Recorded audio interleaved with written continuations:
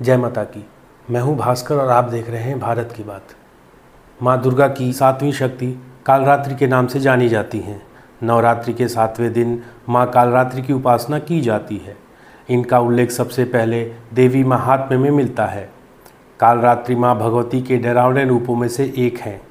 इस दिन साधक का मन सहस्रार चक्र में स्थित होता है और साधक के लिए ब्रह्मांड की समस्त सिद्धियों का द्वार खुलने लगता है। देवी कालरात्रि को काली, महाकाली, भद्रकाली, भैरवी, चामुंडी, चंडी आदि नाम से भी जाना जाता है। माना जाता है कि देवी के इस रूप में सभी राक्षस, भूत, प्रेत, पिशाच और नकारात्मक ऊर्जाओं का नाश होता है जो उनके आगमन से पलायन करते हैं। माता का श्लोक। एक वेणी जपा कर्ण पूरा नग्ना खरा स्थिता लंबोष्ठी कर्णिका कर्णी तैलाभ्यक्त शरीरिणी वाम पादो लस्सलोह ललाट कंटक भूषणा वर्धन मूर्ध ध्वजा कृष्णा कालरात्रिर्भयंकरी। उपासना मंत्र। या देवी सर्वभूतेषु माँ कालरात्रि रूपेण संस्थिता नमस्तस्यै नमस्तस्यै नमस्तस्यै नमो नमः। माता का प्रार्थना मंत्र। ओम देवी कालरात्रये नमः। माँ की उपासना करने से ग्रह बाधा से भी छुटकारा मिल जाता है। और आज अति शुभ दिन है क्योंकि आज वर्षों के बाद 7वां जो सप्तमी है वो शनिवार के दिन आई है। और अगर आप माँ की पूजा और अर्चना करते हैं तो जो आपके ऊपर शनि की जितने भी प्रकोप या साढ़े साती हो गई, ढैया हो गई या अन्य जितने भी ग्रहों के आपको जो परेशानियाँ चल रही है उसका निवारण आपको बहुत ही आसानी से हो जाता है। माँ की उपासना करना शुभ फल देता है और इसीलिए इन्हें शुभंकरी भी कहा जाता है। इनके भक्तों को किसी भी प्रकार से भयभीत या आतंकित होने की आवश्यकता नहीं है। माता के शरीर का रंग कृष्णवर्ण अर्थात घने अंधकार की तरह एकदम काला है। सिर के बाल बिखरे हुए हैं। गले में विद्युत की तरह चमकने वाली माला है। इनके 3 नेत्र हैं जो ब्रह्मांड के समान गोल हैं। माँ की नाक से सांस लेते समय अग्नि की भयंकर ज्वालाएं निकलती रहती हैं। इनका वाहन गर्दभ अर्थात गधा है। माता की 4 भुजाएं हैं। दाहिनी तरफ की एक भुजा वर मुद्रा और दूसरी भुजा अभय मुद्रा में है। बाएं तरफ की एक भुजा में लौह का कांटा तथा दूसरी भुजा में खड्ग है। ये शुभंकरी देवी हैं। उनकी उपासना से होने वाले शुभों की गणना नहीं की जा सकती है। हमें निरंतर उनका स्मरण, ध्यान और पूजा करना चाहिए।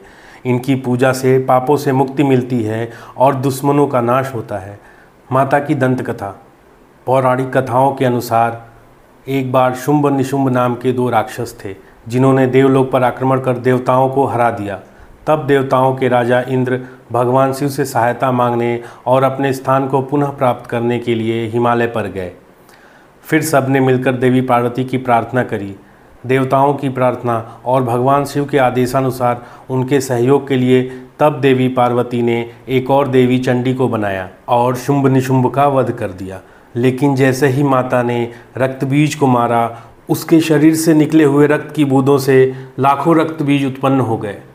उसे वरदान था कि जैसे ही उसके रक्त की बूंद भूमि पर गिरेगी वैसे ही और रक्त बीज उत्पन्न हो जाएंगे। उसे हराना असंभव हो गया था।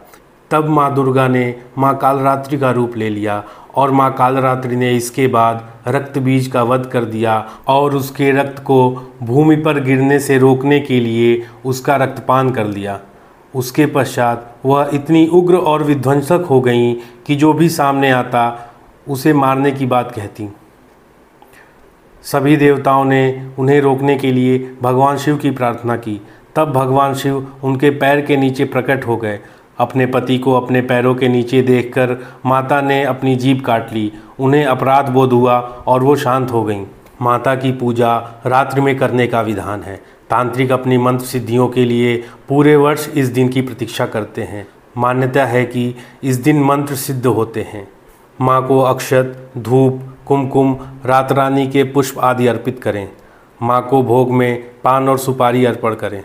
आज के दिन माँ को गुड़ का भोग लगाएं। उन्हें गुड़ अति प्रिय है। भोग लगाने के बाद घी के दीपक तथा कपूर से माता की आरती करें। आज के दिन ग्रे यानी स्लेटी रंग का वस्त्र पहनना अति शुभ है और दुर्गा सप्तशती का 12वां और 13वां अध्याय पढ़ना अत्यंत लाभकारी और उत्तम फल देता है। माँ काली आपके सभी दुखों का नाश करे। आशा करता हूँ आपने कुछ नया सीखा, नया जाना। वीडियो को लाइक करें, शेयर करें, चैनल को सब्सक्राइब करें। नमस्कार, जय हिंद, भारत माता की जय, जय माता की।